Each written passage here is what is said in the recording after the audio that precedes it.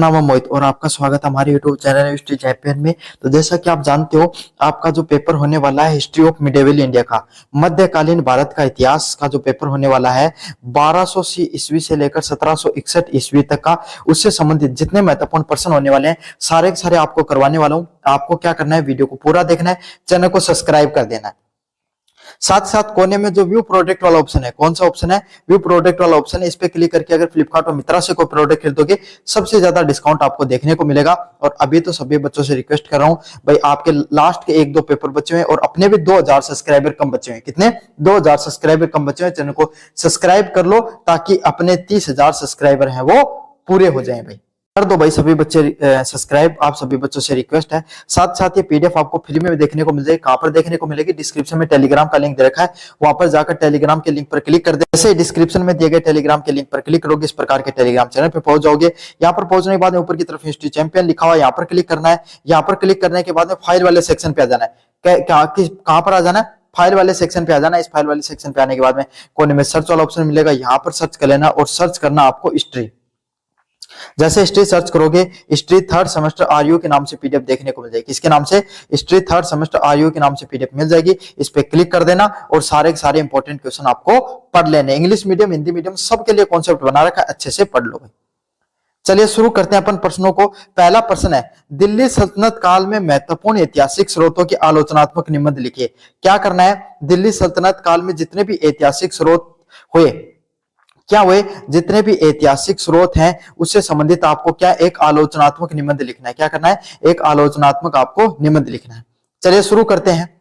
दिल्ली सल्तनत 1206 से लेकर 1526 ईस्वी का इतिहास मुख्य रूप से ऐतिहासिक साक्ष्य व विदेशी यात्राओं का विवरण देखने को मिलता है। मतलब अगर अपन देखें दिल्ली सल्तनत की बात करें 1206 से लेकर 1526 ईस्वी तक, तो उसमें क्या है, बहुत से ऐतिहासिक साक्ष्य देखने को मिलते हैं। क्या हो गया? बहुत से हिस्टोरिकल एविडेंस देखने को मिलते हैं, जिसमें अलग अलग प्रकार के विदेशी यात्राएं, अलग अलग प्रकार के जो विदेशी यात्री हैं उन्होंने यहाँ पर आकर अपना क्या किया, यहाँ पर वो आए और इन्होंने अपनी यात्राएं की।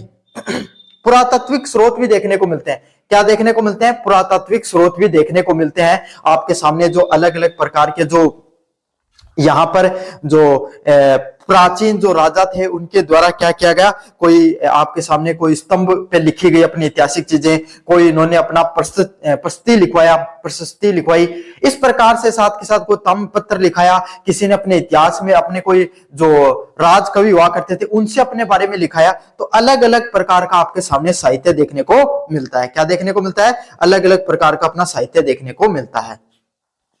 इन स्रोतों का आलोचनात्मक विश्लेषण संतुलित काल की राजनीतिक व सामाजिक स्थिति को समझने पर बहुत ज्यादा आवश्यक है। क्या है? जितने भी जो ऐतिहासिक स्रोत दिए गए हैं, जितने भी जो ऐतिहासिक स्रोत दिए हैं, हम अगर उनको वास्तविक तरीके से समझते हैं, भाई जितने भी, अगर कोई अमीर खुसरो ने किसी के बारे में लिखा है ना, तो उससे अपन क्या, उस समय के वो राजा क्या क्या करते थे, उनकी सामाजिक व्यवस्था कैसी थी, इन सब चीजों के बारे में भी हम जान सकते हैं। तो यही है, उस समय की राजनीति कैसे हुआ करती थी, उस समय की सामाजिक स्थिति कैसी हुआ करती थी, उन सब चीजों को भी हमें विस्तृत रूप से ज्ञान मिलता है इन सब चीजों के माध्यम से। ऐतिहासिक स्रोतों की तवारीख क्या है भाई? आपके सामने ऐतिहासिक स्रोत क्या थे? सल्तनत काल के अधिकांश लेखक दरबारी विद्वान थे और उन्होंने फारसी भाषा में त्वारिख इतिहास लिखे। मतलब सल्तनत काल में अधिकतर क्या हुआ करते थे, सल्तनत काल में जो राजा हुआ करता था ना, वो अपने यहाँ पर कोई राजकवि या आपके सामने कोई ना कोई इस प्रकार का एक व्यक्ति रखता था जो उसके बारे में साहित्य लिखता था। समझ में आ गया? और उन्होंने फारसी भाषा में साहित्य लिखा। कौन सी भाषा में? फारसी भाषा में साहित्य लिखा है। उसका नाम क्या है? त्वारिख के नाम से जानते हैं। किसके नाम से जाना जाता है उसको? त्वारिख के नाम से उसको जाना जाता है। पहला था मिनहाज उल सिराज। क्या था? मिनहाज उल सिराज था। कौन भाई? मिनहाज उल सिराज को हम जानते हैं। पहला था मिनहाज उल सिराज। सल्तनत काल के अधिकांश लेखक दरबारी विद्वान थे जिन्होंने फारसी भाषा में त्वारिख लिखे, और उसके जो पहला जो सबसे महत्वपूर्ण है मिनहाज उल सिराज। उनकी कृति तबकात ए नासिरी गुलाम वंश के इतिहास का सबसे प्रमाणिक स्रोत है। क्या है? उनके द्वारा जो कृति लिखी गई है तबकात ए नासिरी, जो उनके द्वारा जो साहित्य कृति लिखी गई है तबकात ए नासिरी, वो गुलाम वंश का जो इतिहास है उसका सबसे शानदार साहित्य है। क्या है? उनका सबसे शानदार साहित्य में से एक है क्या? तबकात ए नासिरी।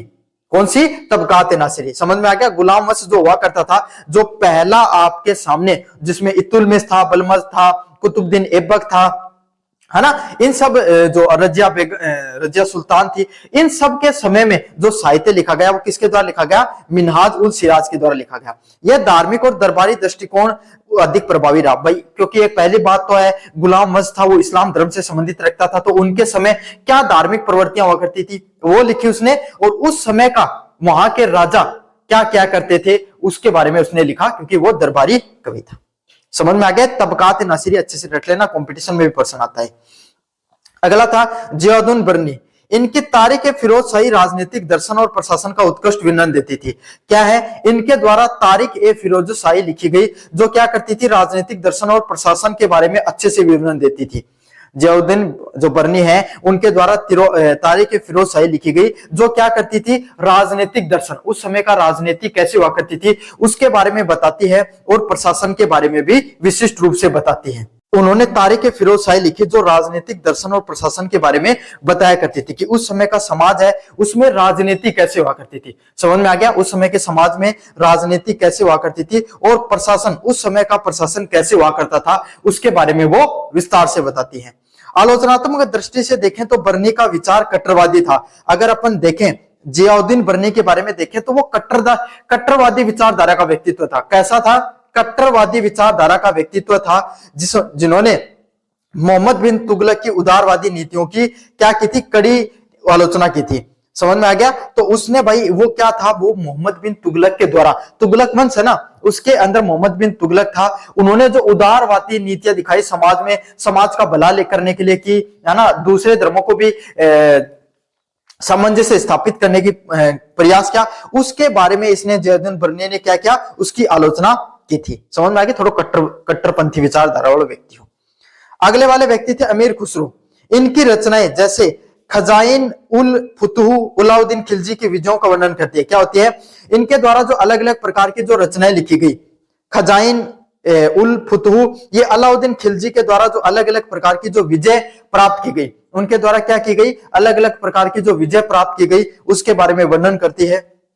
चूंकि खुसरो एक दरबारी कवि थे। क्या थे? खुसरो एक प्रकार के दरबारी कवि के रूप में उनको जाना जाता है, इसलिए उनके लेखन में अलंकारिक भाषा व सुल्तान की प्रशंसा अधिक देखने को मिलती है। इससे क्या होता है? उनके लेखन में क्या मिलती है? अलंकारिक भाषा देखने को मिलती है। क्या होती है? अलंकारों का बहुतायत में प्रयोग होता है। किसका प्रयोग होता है? अलंकारों का बहुत ज्यादा प्रयोग होता है, और सुल्तान की भी प्रशंसा देखने को मिलती है। सुल्तान की क्या देखने को मिलती है भाई? प्रशंसा देखने को मिलती है। जो सुल्तान है वो उस समय क्या क्या करता था उसके बारे में बताया था। भाई सीधी सीधी बात है, जो अमीर खुसरो है वो तो बात ये अलाउद्दीन खिलजी के साथ साथ जठिया आक्रमण होया करता, उठे चल जातो और खाया करता, यो किलो तो कोई काम कोई को नहीं। अलाउद्दीन खिलजी बोलियो अया खाई कि किला नो बाल बराबर कुछ समझूर कोई ना खतो मेरा कोई अया को एक एक आदमी मेरा का किला तोड़ दे, अया की बढ़ा चढ़ा के अलाउद्दीन खिलजी की बढ़ाई करते रहते। क्योंकि कुछ तो अलाउद्दीन खिलजी की भाई योग्यता इतनी अच्छी थी कि उसने काफी किलों पर विजय भी स्थापित की। कुछ अमीर खुसरो की भी देन है, उसने खूब बढ़ा चढ़ाकर साहित्य को प्रस्तुत किया। अगले वाला पॉइंट है विदेशी यात्रियों का वर्णन। विदेशी यात्रियों ने तत्काल समाज में एक निष्पक्ष और बाहरी दृष्टिकोण प्रदान किया। विदेशी जितने भी यात्री हैं इन्होंने समाज के बारे में क्या किया? एक निष्पक्ष और बाहरी दृष्टिकोण प्रदान किया। क्यों किया? क्योंकि ये बाकी के जितने जो कवि बताइए दरबारी कवि थे। दरबारी कवि मतलब कोई राजा के सानिध्य में रहकर काम करने वाले। राजा उनको क्या है जो लिखते थे उसके बदले पैसे देता था। अब भाई आपको अगर कोई व्यक्ति पैसे दे उसके बदले काम कराए तो आप 5-10 चीजें तो बढ़ा चढ़ाकर पेश करोगे ना। तो बस वही बात है। बाकी के जो जितने भी थे इन्होंने अपने राजाओं के बारे में अगर किसी ने कम दिया तो कब उसकी आलोचना कर दी, और किसी ने ज्यादा दे दिया तो उसको बढ़ा चढ़ाकर पेश कर दिया। बाकी अगर हमें वास्तविक उस समय के समाज और राजाओं की स्थिति के बारे में जानना है तो विदेशी यात्रियों को हमें विस्तृत रूप से पढ़ना चाहिए। विदेशी यात्रियों ने तत्काल समाज में एक निष्पक्ष व बाहरी दृष्टिकोण प्रदान किया। क्या क्या? समाज की एक वास्तविक घटना के बारे में बताया कि समाज था कैसा, और बाहरी दृष्टिकोण और समाज का जो दृष्टिकोण है उसके बारे में भी बात की। पहले है इसमें इब्न बतूता। मोरक्को के इस यात्री की पुस्तक रिहाला मोहम्मद बिन तुगलक के शासनकाल डाक व्यवस्था और सामाजिक रीति रिवाजों के बारे में बताती है। पहला व्यक्ति आता है इब्न बतूता। आता कहां से? मोरक्को से। इंपॉर्टेंट पर्सन है, कंपटीशन में पर्सन ज्यों का त्यों देखने को मिलता है। मोरक्को। इब्न बतूता कहां से आया था? समझ में आ गया? मोरक्को से आया था। यह पर्सन बहुत ज्यादा उसने और मोहम्मद बिन तुगलक के शासनकाल में आया था और उसके द्वारा रिहल्ला लिखी गई थी। इंपॉर्टेंट है, तीनों के तीनों पर्सन कंपटीशन के एग्जाम में देखने को मिलते हैं। एसएससी की तैयारी करते हो तो फेवरेट पर्सन है ना, और अपने राजस्थान गवर्नमेंट की कंपटीशन एग्जाम में भी देखने को मिलते हैं। इनके शासनकाल, डाक व्यवस्था व सामाजिक रीति रिवाजों के बारे में भी विस्तृत रूप से ये चीजें बताती हैं। मार्को पोलो, इन्होंने दक्षिण भारत और सल्तनत काल में व्यापारिक संबंधों पर प्रकाश डालती है। मार्को पोलो ने क्या किया? दक्षिण भारत उनका कैसा हुआ करता था और उनके सल्तनत के व्यापार, उनके जो सल्तनत हुआ करती थी उसमें लोगों के व्यापारिक संबंध कैसे हुआ करते थे। समझ में आ गया? मार्को पोलो दक्षिण, ये वो व्यक्तित्व थे जिनके बारे में कंपटीशन में तो कम सवाल आता है, लेकिन मैं आपको बता दूं दक्षिण भारत में आने वाले पहले व्यक्तित्व में थे। और सल्तनत काल में सामाजिक व्यवस्था कैसे थी, उनके लोगों के साथ व्यापारिक संबंध कैसे थे, उसके बारे में इसने बताया है। पुरातात्विक मुद्रा साक्ष्य, पहला स्थापत्य कला, कुतुब मीनार, अलाई दरवाजा, तुगलकाबाद के किले भारतीय इस्लामी वास्तुकला के विकास और जो सुल्तानों की शक्ति का प्रदर्शन करते हैं। उस समय की अगर अपन स्थापत्य कला की बात करें तो बहुत ही खूबसूरत स्थापत्य कला देखने को मिलती है, जिसमें चाहे कुतुब मीनार हो गया, चाहे कोई अलाई दरवाजा हो गया, चाहे तुगलकाबाद का किला हो गया। इसमें भारतीय व इस्लामी जो वास्तुकला है, भारतीय कला हो गई और जो इस्लाम धर्म से संबंधित जो आपके सामने वास्तुकला है उसके विकास देखने को मिलता है। क्या देखने को मिलता है? उसका विकास देखने को मिलता है कि उसमें समाज में कैसे इस प्रकार का जो वास्तुकला का विकास हुआ था। मुद्रा शास्त्र, इल्तुतमिश द्वारा जारी टका और जित्तल के उस समय की आर्थिक स्थिति के बारे में बताते थे। टका चांदी का, जित्तल आपके सामने तांबे का हुआ करता था, है ना। ये सिक्के हुआ करते थे, टका चांदी का और जित्तल आपके सामने तांबे का सिक्का देखने को मिलता था। तो उस समय इल्तुतमिश ने वो जारी कर दिए थे। गुलाम वंश का पहला दूसरा शासक मान सकते हैं अपन, अगर कुतुबुद्दीन ऐबक को वास्तविक संस्थापक के रूप में देखें तो। उसके बाद इल्तुतमिश आता है, उसने ही उस समय के चांदी के सिक्कों का निकालना शुरू कर दिया। तो समझ सकते हो उसमें भारतीय अर्थव्यवस्था कितनी ज्यादा मजबूत थी। हमारी अर्थव्यवस्था बहुत शानदार थी। मोहम्मद बिन तुगलक ने सांकेतिक मुद्रा की विफलता के सिक्कों के माध्यम से स्पष्ट होती है। और मोहम्मद बिन तुगलक ने क्या किया? सांकेतिक सिक्के बनाने का प्रयास किया, है ना, जो एक क्या विफल परियोजना थी, इसलिए इसके बारे में भी पता चलता है। आलोचनात्मक मूल्यांकन, सल्तनत कालीन स्रोतों की सबसे बड़ी सीमा यह है कि दरबारी केंद्रित है। मतलब अगर अपन सल्तनत कालीन साहित्य की बात करें तो इसमें सारी बढ़िया चीजें हैं, लेकिन कमी यही है कि इसके जो राजा हैं, इनके जो कवि हैं, वो राजाओं के सानिध्य में काम किया करते थे। दरबारी कवि हैं, वो राजाओं के सानिध्य में काम किया करते थे और उनके सानिध्य में क्या है? दरबारी कवि के रूप में बनकर रह गए। किस रूप में? दरबारी कवि बनकर रह गए। समझ में आ गया? इनमें आम जनता, किसानों व ग्रामीण जीवन की उपेक्षा की गई। इसमें क्या है? इन्होंने राजाओं के बारे में जीवन को ज्यादा लिखा। इसमें किसान हो गया, ग्रामीण जीवन हो गया, आम जनता का जीवन कैसा था उसके बारे में चीजें नहीं लिखी गई। लेखकों ने अक्सर अपने संरक्षक सुल्तानों को खुश करने के लिए उनकी विफलताओं को छिपाया। और क्या क्या भाई, आपके सामने अब अमीर खुसरो है, उसने अलाउद्दीन खिलजी ने चाहे कितनी गलतियां की हो, वो खुद हार भी गया होता, एक तो उसने हार लिखी नहीं होगी। समझ में आ गया? तो यही है, उन्होंने क्या किया? अपनी विफलताओं को छिपाने के लिए क्या विफलताएं हैं जो उनके शासकों की, उनको छिपाया। क्यों छिपाया? क्योंकि भाई दरबारी कवि थे, पैसा चाहिए था उनको। अंततः संतुलित इतिहास उन फारसी स्रोतों का मिलान समकालीन व गैर फारसी साहित्य और पुरातात्विक खोजों के साथ करना आवश्यक है। अगर अपन सिर्फ दरबारी कवि पे आप नहीं टिक सकते, आपको जो अन्य जो विदेशी यात्री आए उनके साथ और पुरातात्विक जो इतिहास है उसको मिलाकर हम देखेंगे, तभी हमें पूरी की पूरी वास्तविकता के बारे में पता चलेगा। तो यही है दिल्ली सल्तनत काल के महत्वपूर्ण ऐतिहासिक स्रोतों का अपने आलोचनात्मक विवरण देखा। कैसा लगा वीडियो जोर से बताना, चैनल को जोर से सब्सक्राइब कर देना। धन्यवाद। 36 से लेकर 1646 मध्यकालीन भारत का सबसे शक्तिशाली हिंदू साम्राज्य था। जो विजयनगर साम्राज्य है ना, इसने लगभग अगर अपन देखें तो 310 सालों तक इसने राज किया। मोटा बात करें तो 300 सालों तक राज किया। एक साम्राज्य को 300 सालों तक लगातार राज करना एक बहुत बड़ी बात होती है है ना। तो ये सबसे शक्तिशाली मध्यकालीन भारत का सबसे शक्तिशाली हिंदू साम्राज्य हुआ करता था।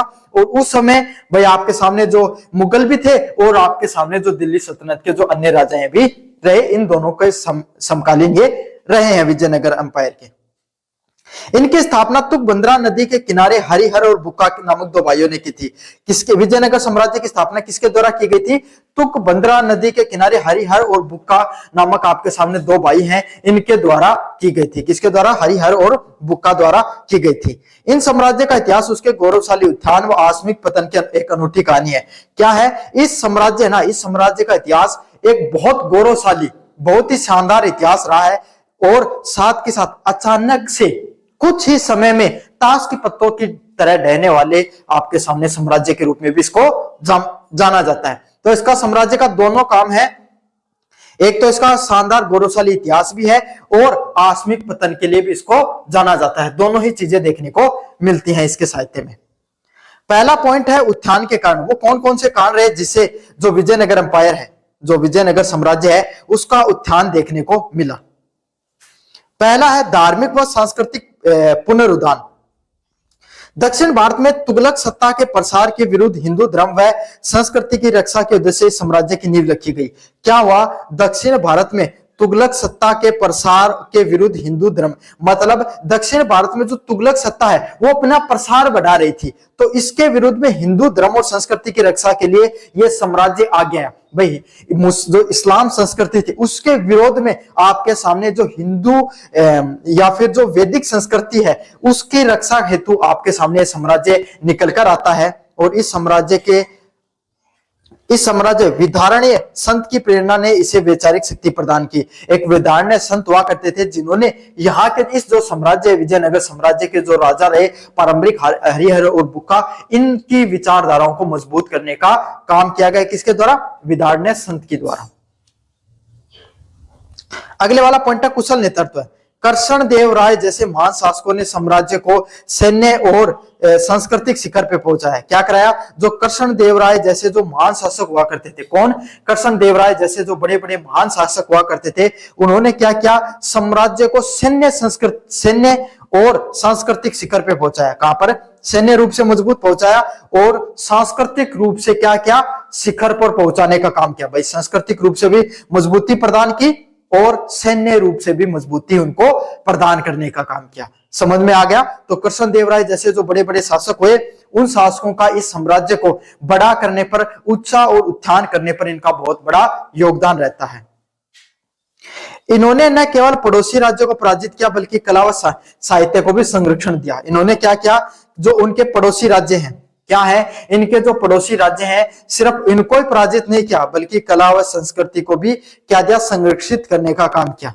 समझ में आ गया? तो इनके जो आसपास के जो राज्य हैं, भाई कोई भी राजा को जीतने के लिए, अपने राज्य स्थापित करने के लिए क्या करना पड़ेगा? अपने आसपास के राजाओं को हराना पड़ेगा। तो इन्होंने सिर्फ अपने आसपास के राजाओं को ही नहीं हराया बल्कि एक अपनी खुद की कला और संस्कृति को भी क्या दिया? महत्व दिया और उसको भी स्थापित किया। एक इन्होंने अपनी खुद की एक अलग पहचान बनाने का काम किया। अगले वाला पॉइंट है मजबूत अर्थव्यवस्था। विजयनगर की भौगोलिक स्थिति व्यापार के लिए अनुकूल थी। मतलब जो विजयनगर है उसकी जो भौगोलिक स्थिति थी, क्या कौन सी स्थिति थी? जो भौगोलिक रूप से जैसे ये वातावरणों से घिरा हुआ था, इन्होंने विजयनगर भौगोलिक स्थिति व्यापार के लिए अनुकूल थी। किसके लिए अनुकूल थी? जो व्यापार होता है ना आपके सामने, उसके लिए बहुत ही शानदार हुआ करती थी जो विजयनगर एम्पायर की जो स्थिति है। क्यों? क्योंकि भाई आपके सामने ये ना दक्षिण भारत में आपके सामने कृष्णा, गोदावरी और कावेरी नदियों के आसपास क्या करते थे? अपना इनका साम्राज्य फैला हुआ था। तो अच्छा खासा उपजाऊ भूमि है, वहां पर इनका साम्राज्य देखने को मिलता है। भाई कोई भी साम्राज्य को धन संपदा चाहिए, क्या चाहिए? धन संपदा चाहिए। और उस समय भाई कोई बड़ी बड़ी फैक्ट्री तो है कौन करती? क्यों है करता? कृषि होया करती। क्या? कृषि हुआ करती। मतलब कृषि क्या होती है? मतलब जो किसानी है और कृषि है, उस पर सारी अर्थव्यवस्था निर्भर किया करती थी। समझ में आ गया? तो वहां की जो नदियों के कारण अच्छे मैदान देखने को मिलती थी, शानदार कृषि हुआ करती थी। यहाँ के आपके सामने मसाले, रत्न व घोड़ों का विदेशी व्यापार हुआ करता था। क्या हुआ करता था? आपको पता है दक्षिण भारत में मसाले होते हैं, और उस समय जो यूरोपीय अर्थव्यवस्थाएं हुआ करती थी, कौन सा? यूरोप, अमेरिका, अफ्रीका, इन सब देशों में मसाले नहीं उगते। मसाले भारत के प्रसिद्ध थे। समझ में आ गया? तो भारत के मसालों का क्या करते थे? ये आपके सामने विदेशों में बेचते थे। यहाँ पर रत्न, आपको पता है दक्षिण भारत में कर्नाटक जैसे साम्राज्य जो राज्य, वहां पर हीरे जवाहरात निकलते थे, सोने की भी खदानें देखने को मिलती है ना। और विदेशी व्यापार आपके सामने, और अन्य जो चीजें यहाँ पर कॉटन वगैरह होता था, उसका सबका विदेशी व्यापार किया करते थे। तो वहां उस समय इस सब चीजों के कारण, व्यापार के कारण, इनकी अर्थव्यवस्था भी मजबूत थी। समझ में आ गया? तो पहला तो इन्होंने भाई धार्मिक कारण, धार्मिक पहचान भी बनाई अपनी, साथ के साथ कृष्णदेवराय जैसे बड़े बड़े महान शासक हुए, जिन्होंने प्रजा को भी खुश रखा, और अर्थव्यवस्था भी मजबूत थी। भाई बिना अर्थव्यवस्था के बिना कुछ नहीं चल सकता। बिना पैसों से सारी दुनिया चलती, बिना पैसे कुछ नहीं चलता है। तो इनकी अर्थव्यवस्था भी मजबूत थी। सैन्य नवाचार, विजयनगर के शासकों में एक बड़ी व अनुशासित सेना रखी, जिसमें शक्तिशाली तोपखाने और कुशल घोड़सवार शामिल थे। क्या थे? विजयनगर के जो शासक हुआ करते थे, इनके पास एक बहुत बड़ी सेना हुआ करती थी। क्या हुआ करती थी? इनके पास एक बहुत बड़ी सेना हुआ करती थी, जिसमें शक्तिशाली तोपखाने और कुशल घोड़सवार भी शामिल थे। क्या थे भाई? इनके पास एक बड़ी मजबूत और अनुशासित इन्होंने सेना रखी, जिससे क्या हुआ? शक्तिशाली तोपखाने, बहुत ही मजबूत जो आपके सामने तोपखाने थे, और घुड़सवार सेना। कौन सी सेना? घुड़सवार सेना भी देखने को मिलती थी। समझ में आ गया? तो इनके पास घुड़सवार सेना भी थी भाई, तोपखाने थे और घुड़सवारों की सेना भी देखने को मिलती थी। पहला पॉइंट है पतन के कारण कॉज एंड फॉल। पहला है तालीकोटा का युद्ध 1565 में। कौन सा युद्ध होता है? 1565 में तालीकोटा का युद्ध देखने को मिलता है।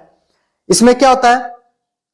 अब अपने देख लिया कि इन्होंने अपने साम्राज्य को उत्थान कैसे किया, अब पतन कैसा हो वो भी देख लेते हैं।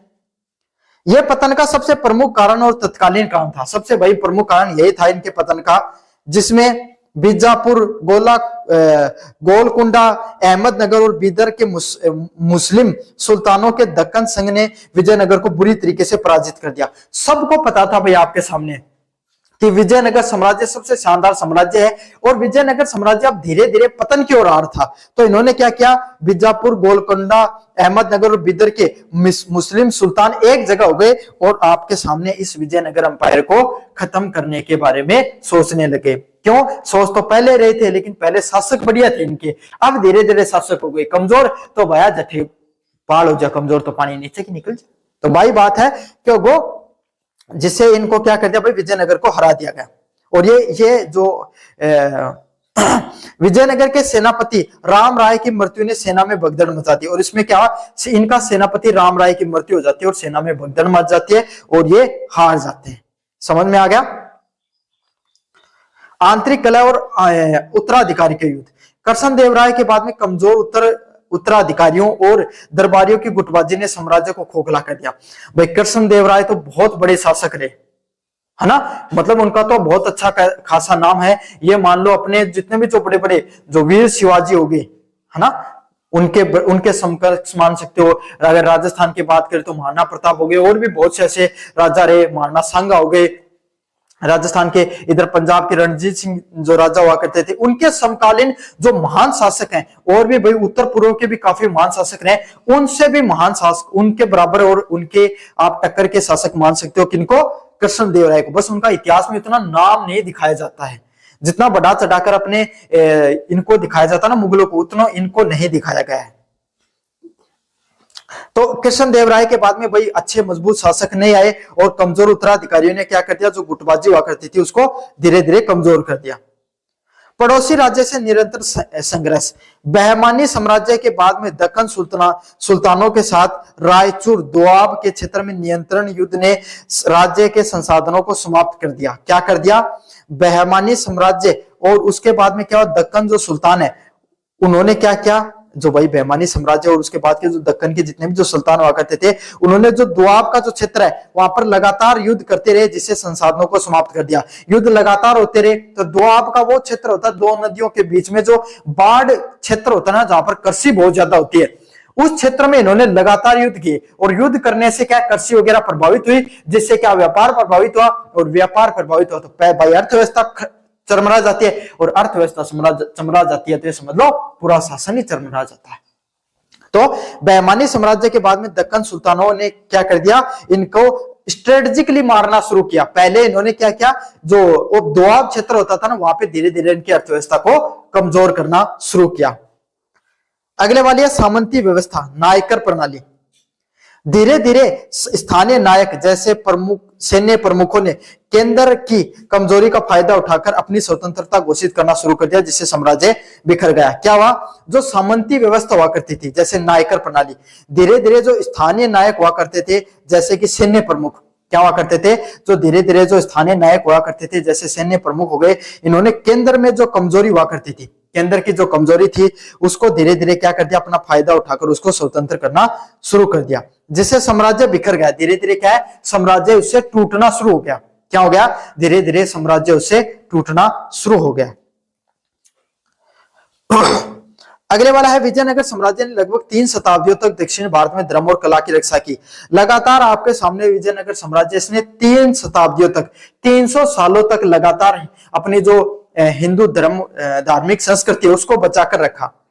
तालीकोटा का जो युद्ध देखने को मिलता है, इस युद्ध के बाद हम्पी के विनाश ने केवल साम्राज्य का अंत किया बल्कि भारतीय वास्तुकला को भी एक स्वर्णीय युग का समापन हो गया। क्या हुआ, इस युद्ध के बाद में जो हम्पी का जो विनाश हुआ, और इससे एक साम्राज्य विनाश नहीं हुआ बल्कि हमारी अर्थव्यवस्था को भी गहरा नुकसान पहुंचा। तो मेरा नाम अमोहित और आपका स्वागत हमारे यूट्यूब चैनल हिस्ट्री चैंपियन में। तो जैसा कि आप जानते हो, आपका जो पेपर होने वाला है मध्यकालीन भारत का इतिहास, कौन सा पेपर होने वाला है, मध्यकालीन भारत का इतिहास, उससे संबंधित जितने महत्वपूर्ण प्रश्न होने वाले हैं सारे के सारे आपको करवाने वाला हूं। आपको क्या करना है, वीडियो को पूरा देखना है, चैनल को जोर से सब्सक्राइब कर देना और अपने दोस्तों को जोर से शेयर कर देना। चलिए शुरू करते हैं अपन प्रश्नों को। मुगल कालीन राजनीति में नूरजहां जुत्ता की भूमिका का मूल्यांकन कीजिए। क्या करना है, मुगल कालीन जो राजनीति होती है उसमें नूरजहां जुत्ता की क्या भूमिका, मतलब नूरजहां की क्या भूमिका रहती है, उसके बारे में अपन विस्तार से पढ़ेंगे। काफी ज्यादा महत्वपूर्ण क्लास होने वाली है। आपको क्या करना है, वीडियो को पूरा देखना है। क्या करना है, वीडियो को पूरा देखना है, चैनल को सब्सक्राइब कर देना है और अपने दोस्तों को जरूर से शेयर कर देना है। समझ में आ गया। तो मुगल राजनीति में नूरजहां की क्या भूमिका रहती है उसके बारे में अपन विस्तार से पढ़ने वाले हैं। काफी ज्यादा महत्वपूर्ण प्रश्न होने वाले हैं आपके सामने। इसमें जो जो पढ़ाऊंगा आपको अच्छे से पढ़ लेना है। जो अब मुगल साम्राज्य में नूरजहां जुत्ता का स्थान, नूरजहां जहांगीर की पत्नी का स्थान अद्वितीय है। क्यों अद्वितीय है, वह न केवल एक प्रभावशाली साम्राज्य की थी बल्कि 1611 से लेकर 1627 के बीच में मुगल राजनीति की धुरी रही। जितने दिन आपके सामने जहांगीर है वो उतना कुशल शासक नहीं था। समझ में आ गया, उसे उतना कुशल प्रशासक नहीं था, उसको इतना ज्ञान नहीं था, थोड़ा नशे पते करने वाला व्यक्ति था, है ना, तो उतना ज्यादा उसको ज्ञान नहीं था। तो उसकी जो प्रशासनिक कमी है उसको इस जो नूरजहां है उसने इस कमी को दूर किया। कैसे दूर किया, क्योंकि ये बहुत समझदार महिला थी, है ना, प्रशासनिक रूप से, तो इसने पूरे साम्राज्य को थोड़ा बहुत संभालने का काम किया। और ये कब से कब तक, 1611 से लेकर 1627 ईस्वी तक इन्होंने मुगल राजनीति को संभालने का काम किया। इतिहासकारों में बेनी प्रसाद ने इस काल को नूरजहां जुत्ता के प्रभाव का काल माना जाता है। इतिहासकार ने क्या किया, इतिहासकार बेनी प्रसाद ने नूरजहां जुत्ता के प्रभाव का काल माना जाता है। तो जहांगीर का जो युद्ध काल है इसको हम जहांगीर काल के नाम से जानते हैं, लेकिन उसमें नूरजहां का भी बहुत ज्यादा योगदान रहा। उस प्रशासन को चलाने में, उस साम्राज्य को चलाने में उनका भी अद्वितीय योगदान रहा है। क्या क्या था भाई, नूरजहां का अर्थ है एक छोटा, जुत्ता का अर्थ होता है एक छोटा प्रभावशाली समूह चलाना। जुत्ता का अर्थ ये होता है कि आप एक छोटे समूह को चला रहे हो अच्छे से। इस गुट को मुख्य रूप से 4 सदस्य हुआ करते थे। कौन से 4 सदस्य इसने बनाए अपने, उन सदस्यों के सारे अपनी पूरी जो प्रशासनिक व्यवस्था वो चलाती थी। पहला था इसमें नूरजहां, समूह के नेता और मुख्य रणनीतिकार के रूप में। जो नूरजहां है वो आपके सामने क्या हुआ करती थी, उस समूह की नेता हुआ करती थी। जो उसने अपना समूह बनाया था उसकी प्रमुख नेता और प्रमुख रणनीतिकार यही थी। क्या थी, प्रमुख नेता भी यही थी, प्रमुख रणनीतिकार के रूप में भी इसको देखा जाता था। मियां गयासी बेग, कौन, एकतमादौला, कौन, मिर्जा गयास बेग हैं, वो कौन हुआ करते थे, नूरजहां के पिता और साम्राज्य के दीवान, है ना। तो पहली तो इसमें नूरजहां थी, इन्होंने अपना ग्रुप बनाया 4 लोगों का, उसको जुटा के नाम से जाना जाता है। मतलब 4 लोग, छोटा सा ग्रुप जो पूरे के पूरे साम्राज्य को चलाए उसको जुटा के नाम से जाना जाता है। उसमें पहला और महत्वपूर्ण स्थान था नूरजहां को, वो समूह की सबसे बड़ी नेता हुआ करती थी। फिर इसने दूसरा स्थान दिया अपने पिता को, मिर्जा गियासी बेग एतमादुल्ला, जो क्या थे, नूरजहां के पिता भी थे और साम्राज्य के दीवान के रूप में। दीवान क्या हुआ करते थे भाई? दीवान वो हुआ करते थे जिनको कोई साम्राज्य की छोटा मोटा कोई स्थान दे दिया, है ना। जैसे भाई पूरा दिल्ली सल्तनत है, उसमें कोई अजमेर का कोई अजमेर जगह उसको संभाल रहा है कोई, तो उसको दीवान बोल दिया जाता था। आसफ खान, नूरजहां के भाई। आसफ खान कौन है? जो नूरजहां है उसके भाई कौन थे? आसफ खान को जाना जाता है।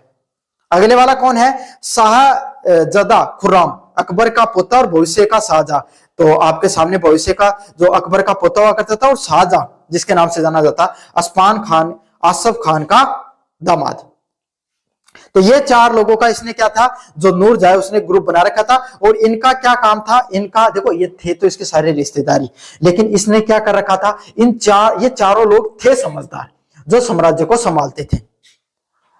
मुगल राजनीति में भूमिका और प्रभाव के बारे में बात करें, क्या होता है? प्रशासनिक नियंत्रण। जहांगीर के अत्यधिक मदपान और विलासिता के कारण शासन वास्तविक शक्तियां नूरजहां के हाथों में आ गई। तो जहांगीर है ना, वो आपके सामने नशे पते बहुत करता था। क्या करता था भाई? जहांगीर है, एक बार आपके सामने अकबर है ना, वो इससे संबंधित हमेशा, अकबर का बेटा था, इससे हमेशा परेशान रहता था।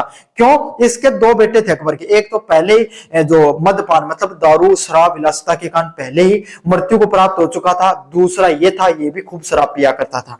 दूसरी बात है, अकबर को पुत्र है ना, बच्चे भी बहुत लेट हुए थे, इसीलिए भी वह परेशान था। मुश्किल से एक दो हुए थे, उसमें से एक पहले मृत्यु हुई, दूसरे वाला ये था, ये भी बहुत ज्यादा शराब पिया करता था, तो बहुत परेशान रहता था अकबर, है ना। और लास्ट में इसने विद्रोह भी कर दिया था जहांगीर ने, इसलिए उनकी मृत्यु भी देखने को मिली थी जल्दी थोड़ी। और ये इसीलिए आपके सामने इसका शासनकाल है, इसकी शासनकाल की जो कमजोरियां हैं, जो विलासिता है, वो ये समझ लो कि नूरजहां ने कहीं ना कहीं छिपा दी थी। वो एक थोड़ी समझदार स्त्री थी। शाही फरमानों पर जहांगीर के साथ साथ नूरजहां के हस्ताक्षर होने लगे और सिक्कों पर उसका नाम अंकित होने लगा। कैसे उसका प्रभाव हम जान सकते हैं कि भाई कोई भी व्यक्ति का प्रभाव हम कैसे जान सकते हैं? तो कोई भी अगर शाही फरमान जारी हुआ करता था, अगर जहां पर शाही फरमान जारी हुआ करता था वहां पर जहांगीर के भी साइन हुआ करते थे और नूरजहां के भी। तो इसी चीज से पता चलता है सबसे जरूरी चीज क्या होती है? सबसे जरूरी चीज होती है, कोई भी फरमान जारी होता ना, शाही संदेश, है ना। तो जैसे भारत सरकार की तरफ कोई भी संदेश जारी होता है तो क्या तो उस भाग का मंत्री देगा, है ना, उस पर साइन, या पर प्रधानमंत्री, राष्ट्रपति। तो इसी से उसकी शक्तियों के बारे में पता चलता है। तो भाई जहांगीर की पत्नी खुद नूरजहां भी साइन किया करती थी, तो उससे उसकी शक्तियों का भी पता चलता है। सिक्कों पर भी उसका धीरे धीरे नाम अंकित होने लगा। जो सिक्के बनाए जाते थे उस पर भी उसका नाम देखा गया था। क्या था? सिक्कों पर भी उसका नाम अंकित किया जाता था। पदोन्नति और नियुक्तियां। साम्राज्य में सभी महत्वपूर्ण पदों पर नूरजहां के समर्थक और जो रिश्तेदार हैं उनको नियुक्त किया गया था। क्या किया गया था? साम्राज्य में जितने भी जो अलग अलग प्रकार के जो महत्वपूर्ण पद थे उसमें क्या थे? नूरजहां के जो समर्थक हैं उनको और उनके रिश्तेदारों की नियुक्ति की गई थी। क्या कर दिया गया था? क्या तो उनको नियुक्ति कर दी गई थी उनके नूरजहां के समर्थकों की, या फिर उनके जितने भी जो रिश्तेदार हुआ करते थे उनकी नियुक्ति कर दी गई थी। समझ में आ गया? तो इससे क्या हुआ? उसके हाथों में कंट्रोल आ गया, नूरजहां के हाथों में। क्यों? उसके रिश्तेदार या उसके सगे संबंधी तो उसी की बात करेंगे, समर्थक, है ना। तो इसीलिए धीरे धीरे उसने क्या किया? प्रशासनिक रूप से भी अपने लोगों को वहां पर बैठाना शुरू कर दिया, अपने लोगों को बैठाना शुरू कर दिया। तो भाई बात है, वह घर में की चल है जी की ज्यादा बढ़ाई करने वाला, जी की ज्यादा साथ देने वाला। तो यही बात है, ज्यादा साथ की को दिया करता वह लोग? नूरजहां को। इस दरबार में ईरानी प्रभाव काफी बढ़ने लगा और आपके सामने जो ईरानी जो प्रभाव है वो ज्यादा देखने लगा, क्योंकि नूरजहां उसी से प्रभावित थी, उसी विचारधारा से या वहीं से आती थी। खुर्रम का उत्थान व पतन। प्रारंभ में जुत्ता ने शाहजहां खुर्रम की उत्तराधिकारी के रूप में बढ़ावा दिया, लेकिन उसने कई सफल सैन्य अभियानों को नेतृत्व किया। भाई प्रारंभ में जुत्ता ने क्या किया? शहजादा खुर्रम है, जो शहजादा खुर्रम है उसको उत्तराधिकारी बना दिया गया था, लेकिन और वो सफल भी हुआ। उसने कई क्या आपके सामने कई सैन्य अभियान भी जीत कर दिए। तो इससे क्या है? साथ जो आपके सामने नूरजहां उसकी और ज्यादा उपलब्धि बढ़ने लगी। भाई सीधी सीधी बात बताओ, गांव का सरपंच बनो थे, है ना, और गांव में 3-4 कोई का काम कर दो जो सक्सेसफुल सफल हो जाए, गांव में स्कूल की मरम्मत करा दी, सड़क बनवा दी, कई सालों कौन बन रही है ना, पानी की व्यवस्था कर दी, तो गांव में क्या हो जाएगा, सारा लोग थारी बधाई करेंगे, बोले अगली बार थाने सुनागा सरपंच जी। तो यही चीज है, उसने क्या किया, खुर्रम को अपना उत्तराधिकारी बनाया जहांगीर का, और उसी ने जो क्या किया, आपके सामने कई सफल अभियान निकाले, इसलिए इसका भी प्रभाव पड़ने लगा। जूता का बिखराव और परिणाम, 1720 के बाद में गुट बिखरने लगा, 1620 के बाद में, 1620 के बाद में गुट क्या है, बिखरने लगा, धीरे धीरे ये गुट है वो टूटने लगा, जब नूरजहां ने अपनी पहली शादी से उत्पन्न बेटी लाडली बेगम का विवाह जहांगीर के छोटे बेटे शहरयार से कर दिया। तो इस यहाँ पर क्या कर दिया भाई, जो नूरजहां ने अपनी पहली शादी से जो उत्पन्न उनकी बेटी हुई थी बेगम, उसका विवाह क्या कर दिया इसने, जो छोटे बेटे शहरयार, जो जहांगीर का जो बेटा था ना, उसी से उसकी शादी कर दी। तो उसने खुर्रम के स्थान पर शहरयार का समर्थन करना शुरू कर दिया। अब उसने क्या कर दिया भाई, उसकी बेटी है ना और उसका दामाद, तो अब भाई दामाद का भला होगा तो बेटी का भी भला हो जाएगा इनडायरेक्टली, तो उसकी फिर से चलने लग जाएगी। तो उसने क्या किया, जो पहले खुर्रम को जो उत्तराधिकारी बनाया था उसको तो उसने कर दिया धीरे धीरे समर्थन कम करना, और उसने जो उसका बेटा था कौन, शहरयार, उसका समर्थन करना शुरू कर दिया। क्यों, क्योंकि भविष्य में वो राजा बनेगा तो उसकी बेटी क्या बन जाती भाई, रानी बनती, बेगम बनती। उसमें खुर्रम ने विद्रोह कर दिया और दरबार में गुटबाजी, नूरजहां गुट नवाब खुर्रम गुट के चरम पर पहुंच गए। तो इसमें क्या हुआ, आपके सामने जो खुर्रम है, जो भाई अब शक्तिशाली भी हो चुका था, उसने कई सैन्य अभियानों को भी जीत चुका था, तो वो पहले से शक्तिशाली था, तो उसने विद्रोह कर दिया, और इसीलिए अब दरबार में गुटबाजी होने लगी, जहां पे नूरजहां का गुट अलग होने लग गया और खुर्रम गुट अलग होने लगे। भाई बड़े राजा की तो बड़ी रीत है ना। तो इसीलिए क्या है, अब दो गुट बनने लगे, पहले एक ही गुट था, जो पहले नूरजहां ने खुद ने जो आपके सामने खुर्रम को शक्तिशाली किया, अब वही व्यक्ति उसका विद्रोह भी करने लग गया। मूल्यांकन की बात करें, नूरजहां ने जहांगीर के काल में स्थिरता प्रदान की। जो शुरुआती काल है जहांगीर का, उसमें इस गुट ने बहुत ही ज्यादा सही से काम किया, और जो जहांगीर है उसकी जो प्रशासनिक विफलताएं हैं, उसकी भोग विलासता की जो प्रवृत्ति है, जो एक कुशल शासक नहीं था, उसकी कुशल शासक की जो प्रशासनिक विफलताओं को इसने काफी हद तक प्रशासनिक रूप से मजबूती देकर क्या क्या स्थिरता प्रदान की। और उस समय की जो कला व संस्कृति हुआ करती थी उसको नई ऊंचाइयां दी। इन्होंने क्या किया, उस समय की जो कला व संस्कृति हुआ करती थी उसको भी एक नई ऊंचाइयों तक पहुंचाना शुरू किया। हालांकि इसकी अत्यधिक महत्वाकांक्षा ने मुगल दरबार में गुटबाजी भी की, लेकिन क्या हुआ भाई, महत्वाकांक्षाएं इसकी धीरे धीरे बढ़ने लगी, सबकी बढ़ती है भाई महत्वाकांक्षा, इसकी भी बढ़ने लगी। इसकी क्यों बढ़ने लगी, क्योंकि उसने अपने बेटी का विवाह किससे कर दिया, जहांगीर के बेटे से, तो अब उसने उसको बढ़ावा देना शुरू कर दिया, और उसने जो खुर्रम को उत्तराधिकारी बनाया था उसको कमजोर करना शुरू कर दिया। जिसे खुर्रम शाहजहां ने विद्रोह किया और साम्राज्य की सैन्य शक्ति कमजोर हो गई, और जिसे जो शाहजहां हुआ करता था भाई, उसने क्या किया, उसकी जो विद्रोह कर दिया भाई, खुद शक्तिशाली था, कई सैन्य अभियानों को भी जीता था, तो इसे क्या हुआ, साम्राज्य है वो धीरे धीरे कमजोर होने लग गया।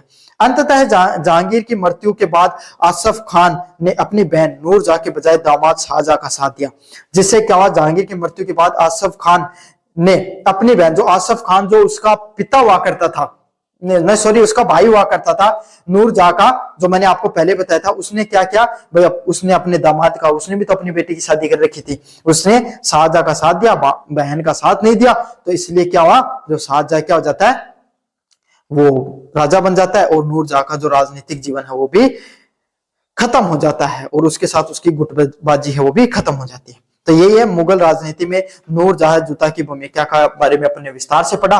काफी ज्यादा इंपॉर्टेंट प्रश्न है, एग्जाम में देखने को मिलता है, जरूर से पढ़ लेना, चैनल को जरूर से सब्सक्राइब कर देना। धन्यवाद। मेरा नाम है मोहित और आपका स्वागत है हमारे YouTube चैनल हिस्ट्री चैंपियन में।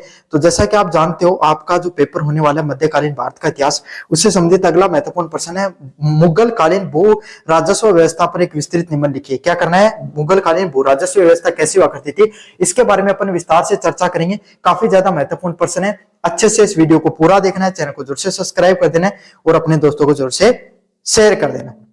30,000 सब्सक्राइबर भाई करवा दो, बहुत करीब पहुंच चुके हैं। अगर इससे ज्यादा हो गए तो आप अगले वाले टारगेट की तरफ अपन बढ़ेंगे, वो भी कंप्लीट कर देना। साथ के साथ कोने में जो व्यू प्रोडक्ट वाला ऑप्शन है, इस पे क्लिक करके अगर फ्लिपकार्ट और मित्रा से कोई प्रोडक्ट खरीदोगे, सबसे ज्यादा डिस्काउंट आपको देखने को मिलेगा, तो जरूर से कर देना भाई क्लिक। और डिस्क्रिप्शन में मैंने टेलीग्राम का लिंक दे रखा है। किसका? टेलीग्राम का लिंक दे रखा है। उस पर क्लिक करके आपके सामने ये पीडीएफ जो मैं पढ़ा रहा हूँ, ये पीडीएफ जो आपको पढ़ा रहा हूँ, ये फ्री में आप पढ़ सकते हो। चलिए शुरू करते हैं। मुगल भू राजस्व प्रणाली साम्राज्य के प्रशासन का एक महत्वपूर्ण स्तंभ थी। क्या थी? मुगलों की जो भू राजस्व व्यवस्था, मतलब जहां पर आपके सामने जो भूमि को नापने की जो व्यवस्था थी, भाई भू राजस्व व्यवस्था आज के समय भी अपन गिरदवारी करता है, पटवारी पट्टा लेते हो आप जमीन का, उसी तरीके से है ना। आज के समय तो जो किसानी होती है उस पर कोई टैक्स नहीं लगता है, लेकिन पहले तो भाई आपके सामने उद्योग धंधे तो हुआ नहीं करते थे। पहले तो सिर्फ क्या हुआ करती थी? कृषि हुआ करती थी, उसी से राजस्व उत्पन्न होता था। तो क्या होता था?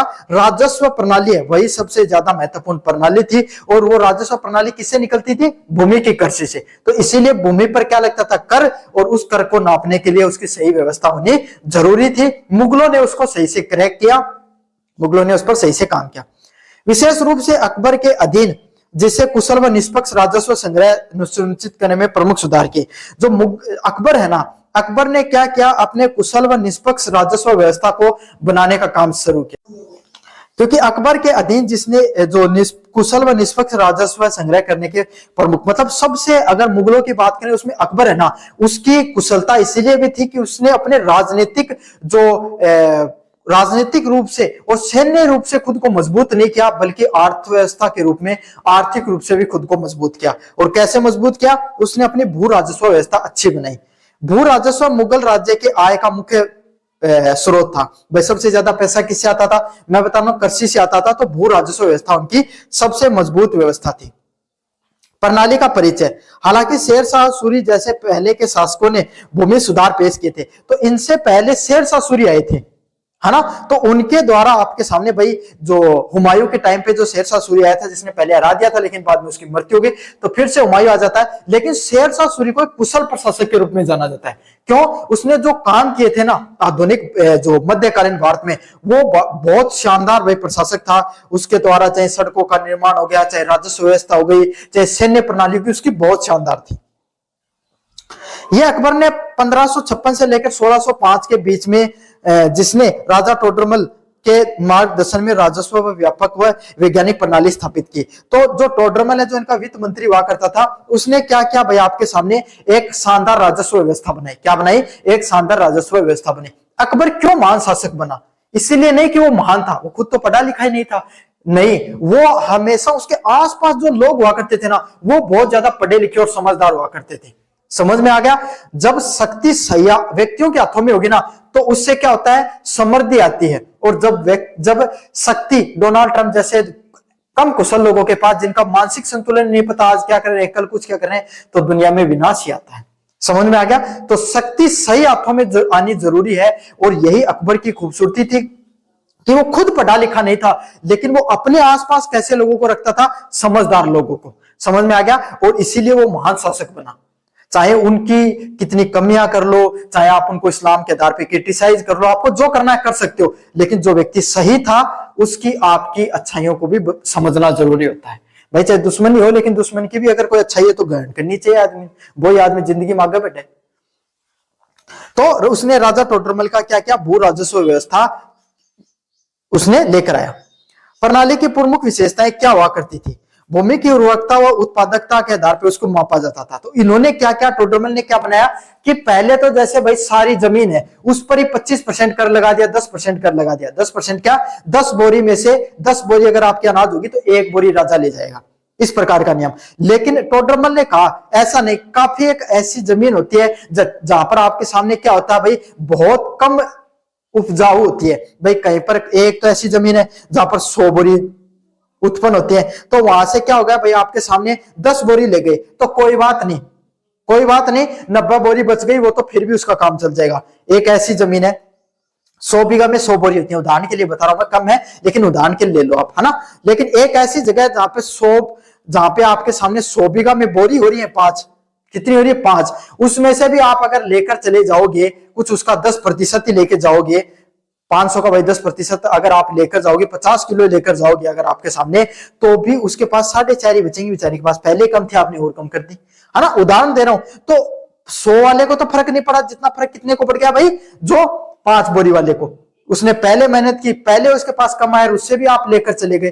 तो इसने क्या कहा कि हम अब भूमि पर एक समान कर नहीं लगाएंगे, उसकी उपजाऊता, कितनी उपजाऊ जमीन, उसके आधार पर उस पर कर लगाया जाएगा। तो उसने भूमि को अलग अलग भागों में बांट दिया। उसने रिसर्च की और ये पता चला कि जमीन कैसी कैसी होती है। पहली प्रकार की जो जमीन है उसको वो पोलज बोलता था।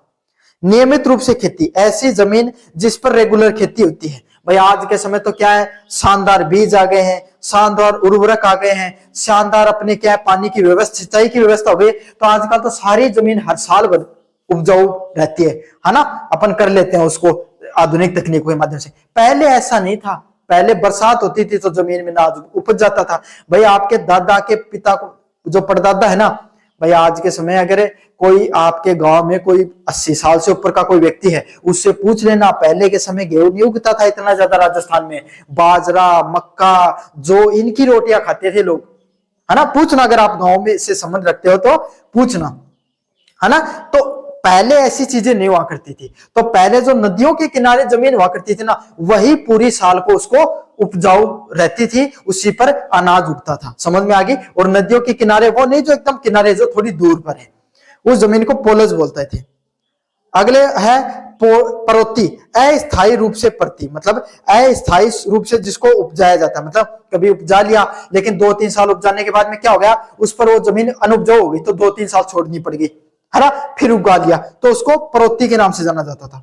चाचर, 3-4 साल जिस पर आपके सामने अनाज उगाया जा सकता है, उसको चाचर बोलते थे।